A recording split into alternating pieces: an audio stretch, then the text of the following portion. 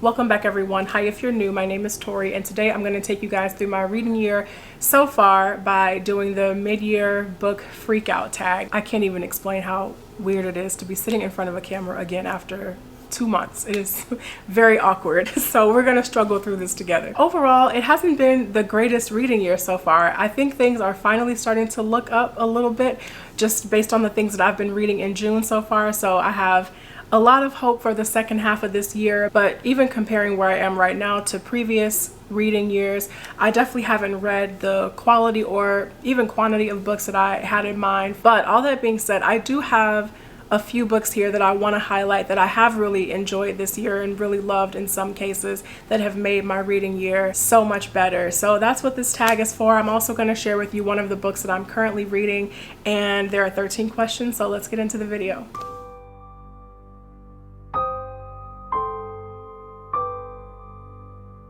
So I'm juggling a lot of current reads at the moment. I'm counting like 4 at the time of filming this. I'm reading Two Like the Lightning by Ada Palmer. I'm reading book 5 in the Throne of Glass series, Empire of Storms by Sarah J. Maas. And then I'm also reading Who Fears Death by Nnedi Okorafor. And so far I am really enjoying those, but I'm still so early into all 3 of those books that I don't have anything to say of substance at the moment. So I'm still just going to make my way through those and just kind of move through them or rotate through them. But I do have a current read that I am actively reading and actually making really great progress in. I'm almost halfway through the book, and that's A Master of Djinn by Jeli Clark. And this is amazing so far. This is everything I wanted this novel to be. I'm just having such a great time with this book. So if you're unfamiliar, this novel takes place in the same world as Jeli Clark's previous novellas, The Haunting of Tramcar 015 and A Dead Djinn in Cairo. So if you have read those, then I think you'll feel right at home if you go into this book. But if you haven't and you just pick this book up, no big deal. So this novel takes place in an alternate version of Cairo in 1912, and the book starts off with this brotherhood gathering for this really important meeting, but somebody interrupts the meeting and just kills everybody that's in the room at the time. And so our main character, Fatma, who was the main character in A Dead Djinn in Cairo, she's called into the scene in the middle of the night, and from there the book just turns into this really great murder mystery. And there's so much at stake. There are these djinn that the characters are dealing with. Ancient Egyptian gods are threatening to rise again. It's so richly layered, it's so atmospheric, and I'm enjoying this so far. I think by the end of it I'm just gonna love this book even more than I already do. So that's what I'm currently reading. So now let's actually get into the questions for the mid-year book Freakout tag. The first question is, what is the best book you've read so far in 2021? And for this I have 2 because I couldn't choose, and the first is Ring Shout by Jeli Clark, which is incredible, and the next is Legendborn by Tracy Deonn. These are both fantastic reads, and I highly recommend both of them, especially Ring Shout. Like, Ring Shout is something I could just talk about all day long. To be in such a short space, this story is so just phenomenal. This novella takes place in an alternate version of the Jim Crow South, and there are these monsters known as Ku Kluxes, these demons that inhabit the bodies of KKK members. And so our main character, Maurice, she can actually see the monsters inside the KKK members, and so she's this clans hunter, and she goes out and is just such a great character and just so fearless, and she has a great cast of characters around her as well. So I thoroughly enjoyed every single thing about this.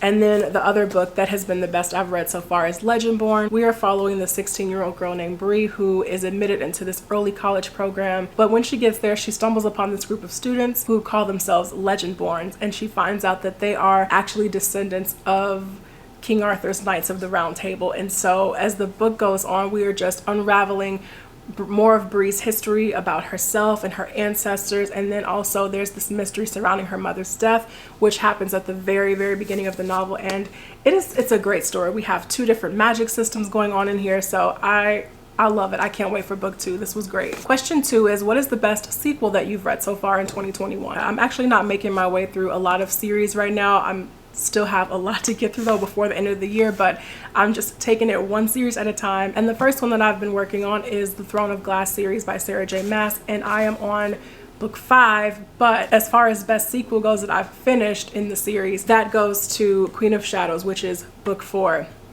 This was so good. I really loved Air of Fire, which is book 3, but Queen of Shadows, this just this just took things to like the next level. I just feel very emotionally invested in these characters and just really invested in the plot, and I'm having a lot of fun with this series, and I'm a little nervous to see how things are going to end because it's just a lot happened in book 4. We met some really great characters in here. Some characters we met in book 3 got these great backstories, but this was great. I really loved the ending, and I'm expecting a lot from Empire of Storms, which I'm on right now, but I heard Empire of Storms is just traumatic. Question 3 is, what is a new release you haven't read yet but want to? And for that, I'm gonna go with 2. The first is We Are Satellites, and this is by Sarah Pinsker. And I originally heard of this from Rachel at the Shades of Orange. I saw her mention this a couple of months ago, and immediately this went on my TBR. So in this novel, we have this technology called a pilot, and it's a brain implant that pretty much everybody in society gets. And it gets to a point where if you don't have this pilot, then you're not, you can't really do anything in society. It's like kind of the ultimatum, get the pilot or you get left behind. So from that, we get this anti-pilot movement of people really trying to stand up against this piece of technology, and it just sounds like the story goes from there. So this is one that I'm really looking forward to. And then the next one that I cannot wait to read is actually one that I discovered on TikTok, of all places. Usually on the book talk side of TikTok, it's books we've all seen before, we've probably all read at one point or another, but every now and then there is a book that I've never seen that just captures my attention, whether somebody does it in a haul or just briefly mentions it. And one of those books was The Ones We're Meant to Find, and this is by Joan. This sounds so good. I immediately, as soon as I saw the cover for this, I wish I could remember who held it up, but as soon as I saw the cover for this, I went out and bought it. And in this, we're following 2 main characters, one of whom wakes up on this abandoned island with no memory of what happened, no memory of like really who she is. The only thing she knows about herself is that she has a sister somewhere out there. And the other main character that we're following is this STEM prodigy, and the world around her is beginning to collapse. And pretty soon this character has to decide whether she wants to use all the science that she knows, everything she knows, to basically help humanity, or just let the world burn, it sounds like. So this sounds great. Question 4 is, what's your most anticipated release for the second half of 2021? And truth be told, there's not a whole lot on my radar. I don't typically keep up with new releases, upcoming books or anything, but I do know sometime in the second half of this year, unless it got pushed back, I know that Jade Legacy, which is the 3rd book in the Greenbone saga, I know that is coming. So that is my top priority for the second half of the year whenever it releases. That's pretty much the only one I can think of right now that I'm looking forward to reading. I'm sure others will pop up over the next couple of months that catch my attention, but that's the only one that I know of right now. Question 5 is, what's been the biggest disappointment? That's easy. To Sleep in a Sea of Stars by Christopher Paolini was hugely disappointing. I disliked that book more than I can accurately put into words. I have a video where I just completely start ranting about this book, so if you want to watch that, I will leave it down in the description box for you to check out. But this was just not for me at all. It was just too long, too tedious, uninteresting characters, poor pacing, and I just disliked everything about it. So next question. The next question is, what has been the biggest surprise? This is something that I read in early April before I just stopped reading everything for like almost 2 months, but Nimona by Noelle Stevenson was, this was amazing. I love this graphic novel so much. This is a middle grade graphic novel. This is one that I hope more people pick up if you haven't read it already. I thoroughly enjoyed this. In this, we're following this young girl named Nimona, who is also a shapeshifter, and the story starts with her going into this villain's like headquarters, his home, and basically saying, hey, I want a job, I want to work with you. The 2 of them eventually end up pairing up, and there's this just larger overarching plot that happens that becomes really epic in a lot of ways, and we get a lot of the villain's arch nemesis and how he's threatening to destroy everything with the help of this corporation. It's so fun, but at the same time, the themes in here have really just stood out to me. So Nimona has this like tendency or urge for violence and for destruction, and throughout the graphic novel you have the villain telling her what's morally correct and how we treat people, and it's so, I don't know, the dynamic between the 2 of them and just the way we see good and evil, I think is just handled so perfectly in this. And yeah, it's such a great read. I highly recommend it. And I laughed out loud several times, which was so unexpected. But Nimona, her character, she's so quirky, and some of the things that comes out of her mouth are just literally laugh out loud funny. So I definitely recommend this. This was awesome. Question 7 is your favorite new author, debut or new to you? So I was looking back at my Goodreads, and this year I have not read many authors. I think only 2. I haven't read authors that I have not read previously, except for Hanya Yanigahara. I finished A Little Life earlier this month, and I don't want to talk about that book. I'm not joking. I can't talk about that book. And then another new author that I read this year was Caleb Azumah Nelson, and I read Open Water earlier this month as well. I didn't love Open Water. I didn't dislike it either, but I didn't love the book. But Caleb's writing is so strong. I definitely want to see more from this author in the future. So this is a work of literary fiction, could be contemporary fiction too. I'm not sure how you want to classify it, but it's told in second person, and we're following the relationship of, you know, from the beginning of these 2 artists meeting, and we're just following really them through the ups and downs of their relationship and just how they come together and move apart. And as their relationship progresses, the guy is just dealing with so much. He's struggling with so much internally that he doesn't really know how to voice to his partner, and so that really takes a toll on their relationship too. Caleb is definitely an author I want to see more from in the future. I can definitely recognize that his writing is really strong. I just feel like Open Water was trying to deal with a little bit too much. You have, you know, home life is not going so well, and then you have police brutality happening. What does it mean to be Black in London? The idea of returning to your home country, dealing with relationships. What does it mean to be an artist? I mean, there's a lot happening in here, and I think just that kind of coupled with this really dense writing style in a lot of places just makes this book feel a little bit overwhelming when you're reading it. But yeah, I think this book was just trying to do a little bit too much, and at the end it didn't really pay off the way that I was hoping it would. That doesn't mean it was a bad book by any means. I think you should definitely still check this out if you're interested. Caleb's writing is amazing, but I definitely just would like to see something else in the future from him. The next question is, who is your newest fictional crush? And I'm gonna reword that slightly. I don't have any fictional crushes, so I'm going to rephrase that slightly to say, who's been your favorite male character that you've read so far this year? And for that, I'm definitely going to have to go with Rowan from Throne of Glass. Specifically Rowan, I think more so in Heir of Fire than Queen of Shadows. He was great in both, but Heir of Fire was when we finally meet him, and he just elevates every single scene that he is in.